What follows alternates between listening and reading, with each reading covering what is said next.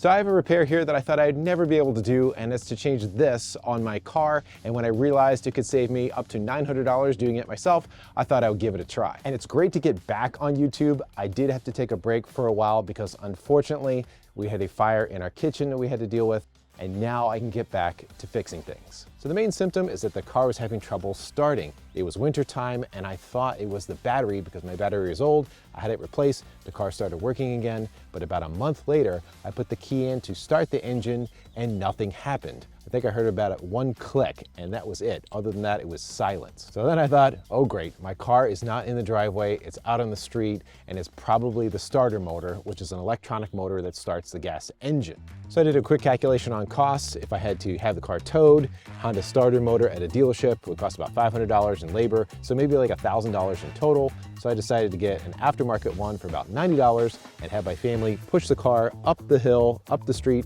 into the driveway. I wish I had a video of that. I've never done this repair. It's a little intimidating, but let's see how it goes. So this is a 2007 Honda Accord 4-cylinder engine. So if you're doing this, you could probably watch a couple of YouTube videos like I did.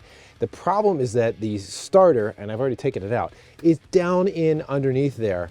So you have to take apart all of this stuff to be able to get down under there. But while I was doing this, I ended up breaking 2 more things in the process of trying to fix it. So moving all this stuff out of the way, the first thing that broke was this hose. Look, it just cracked completely right there. So that needs to be replaced. So the other thing that I broke was a wire got pulled off of a sensor housing.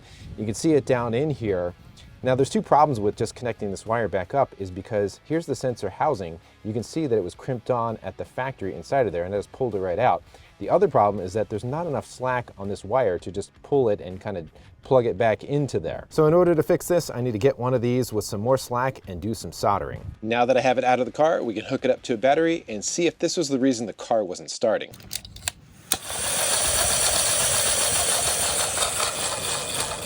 That thing is barely even spinning and we got power to it.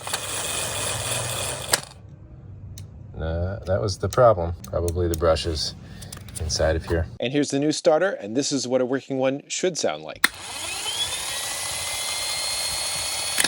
All right, that sounds like that one's working. Hopefully we'll get our motor going again. Now there's nothing really complicated to replacing this with the other one. There's basically 2 bolts holding it on, and then there's 2 electrical connections. But of course the main issue is the labor to get everything out of the way and try not to break things in the process like I did. So I ordered those 2 parts, but while I'm waiting, I took apart the old starter to see if I could figure out what the underlying problem was. Now I'll explain how this all works, but basically this is a brushed electric motor. So the electric motor is in here, and these are the brushes. The brushes help connect the power to the spinning part of the electric motor, and they actually touch in right here. Now, I think that this is the problem of why it couldn't start the car. This one has 4 brushes on it, and you can see there's basically hardly anything on this one and almost nothing on this one. These guys are spring-loaded so that it pushes against that spinning part of the motor and supplies electricity at the same time. They're designed to wear away over time, which is why there's all this like carbon dust that came out of here, at least that's my guess. These are barely there at all.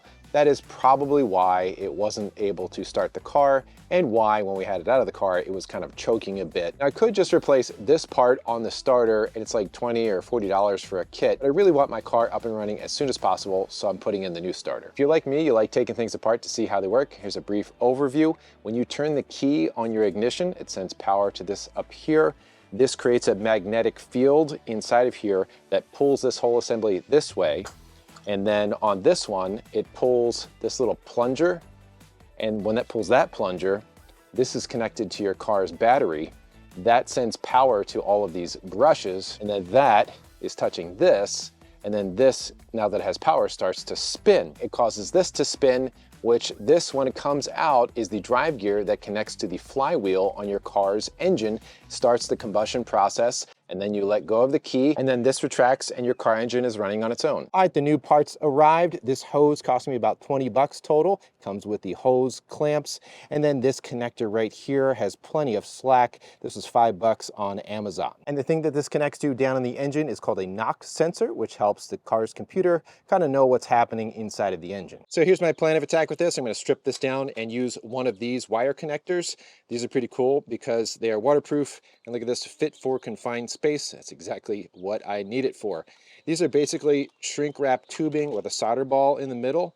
So you put the wire on either end and heat it up, and it gets a waterproof connection as this shrinks down and the solder melts and reforms and makes that electrical connection. So my guess, this is a 20 gauge wire. It's the smallest setting on my wire stripper here. So let's pull this off. Love this thing, does it all in one shot. And so we're good to go. All right, so I'm cutting back the outer sheathing with my snips. This green thing here belongs to the connector itself. I imagine it's to keep moisture or water out of the inside of the connector. So I've got both wires ready to go. I had to cut back some of this black insulation to get more of this exposed wire so that this shrink wrap tubing can fit on there. And I'm also using these flexible magnetic helping hands to hold the wires in place. And if you're curious about any of these tools, I'll have links to them in the video description. Now with this all in place, there's two important things: that the shrink wrap tubing is covering over the sheathing, and both of the metal of the wires are inside of this solder ball. Now for heat, I'm going to use my hot air station that's usually on my workbench so I can get it down in there and heat that up. I'm not exactly sure how hot we need to get this, but 290 Celsius would be plenty.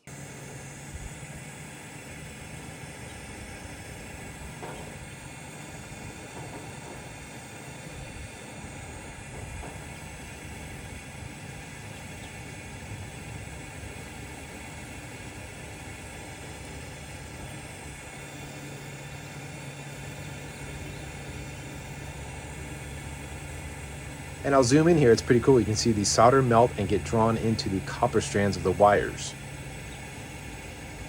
All right, not the prettiest of jobs, but it is watertight and electrically connected. All right, so I have some red electrical tape. I'm gonna tape everything up just for some added protection. All right, I'm gonna turn this around. I can plug this in. All right, I even found a red zip tie that I can use to hold this on.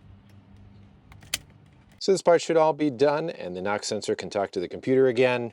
Over here, the starter, there's two bolts, one on the back, one on the front, and there's the two connections. They're already done. That's what caused the problem in the first place. I pulled on this cable and pulled that out. All right, I'm gonna put this area back together before I tackle the hose.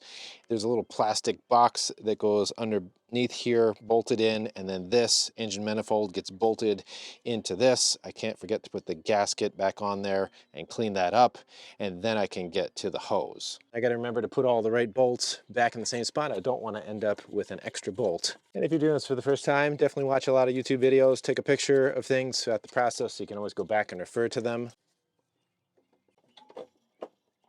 Now there's this bolt I have to get in way under there. Don't know if you can even see it. If I can zoom in. There it is, right there. Now, no problem with the extension. Now, these are probably supposed to be put on with some torque spec, but I'm just doing this till it's tight, but not too tight. All right, I got the engine manifold back together again, throttle body tightened down, checked all these hose clamps and electrical connections. They all look good. So now it's time to take care of problem number 2. All right, now I did not watch a YouTube video about this, so don't trust me, but I think it's pretty obvious that the hose clamp goes over there, this one goes on the big one, and everything else lines up where it's supposed to go. Feels like this is the hardest one to get on. And this can go on.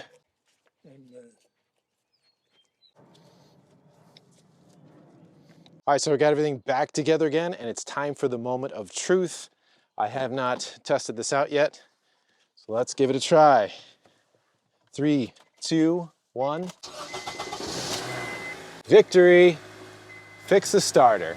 And if we take a look at the dash, there are no dashboard lights. Emergency brake is on, but there's nothing else saying that there's an issue.